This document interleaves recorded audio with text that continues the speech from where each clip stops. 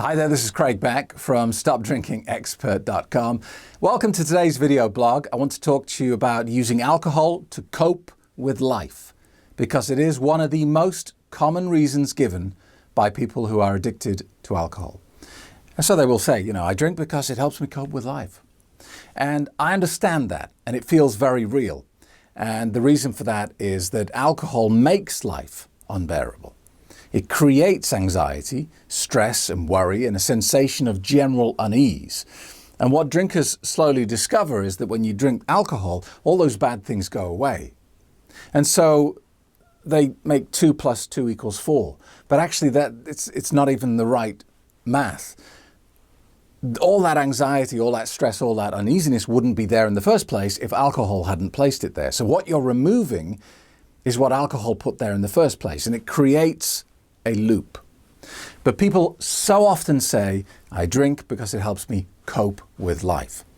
And you know that I refer to alcohol as the evil clown, right? The evil clown likes the word cope a lot because it implies that you can't deal with life without him to help you. And it feels very believable when you're in the loop. It feels like that is completely the truth and nothing else could be true. But the way I ask my Stop Drinking Expert program members to deal with this, to raise their awareness to what is really going on, is to keep a journal. And I call it the Clown Chronicles. And what I want you to do is every time you get the urge to drink is I want you to write down what is being said to you. Because eventually you should be able to separate the thoughts. You should be able to separate what you feel from the voice in your head, the evil clown that's telling you something. And it will tell you something like, you deserve a drink. You've had a hard day. You're on holiday, you're on vacation, you deserve a drink. Come on, you're not going to be able to get to sleep unless you drink now. Or, look, forget about those bills. You don't deserve all this hassle. Take the night off, de-stress, relax, chill out, have a drink. But the evil clown will give you a reason to drink. And it'll sound perfectly logical, and it will be perfectly placed for the situation and occasion, because the evil clown knows exactly how you think. He knows how to pull your strings and push your buttons. He knows everything you know. So motivating you is pretty easy. So what I want you to do, by the way, is when you get your journal, when you get your Crown Chronicles, I want you to write down the reason why you think you're going to drink, what's being said in your head.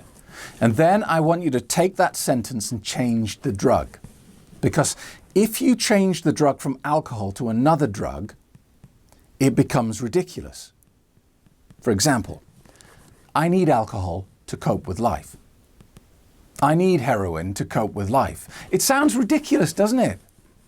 I can't be sociable at a party without heroin. What? Are you insane? I can't make a speech at work unless I've done a bit of glue sniffing first. It's nuts.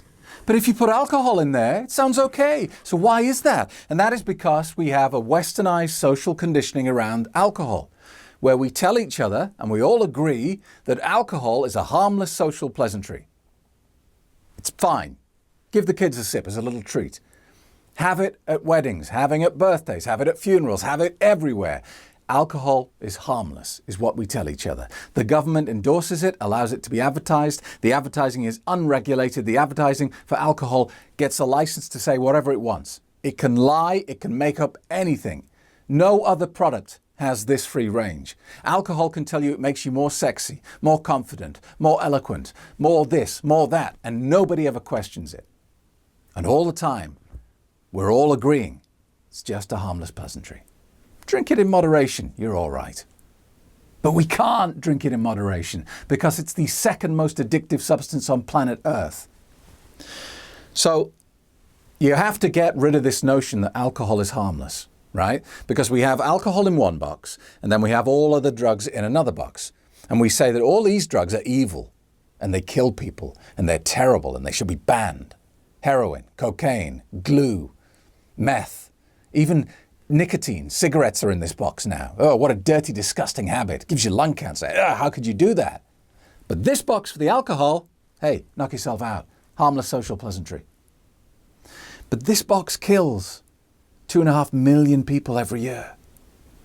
Heroin kills I don't even know, 100,000 people a year, something like that. But a fraction of what alcohol kills. A fraction. And we say this is evil and this is harmless. So when you think about your reason to drink, change the drug. Write it down and then look at it and be aware of how stupid that looks. Because they are ridiculous suggestions. You see, most people say that they drink alcohol to cope with life because life's too depressing, life's too sad, life's too hard.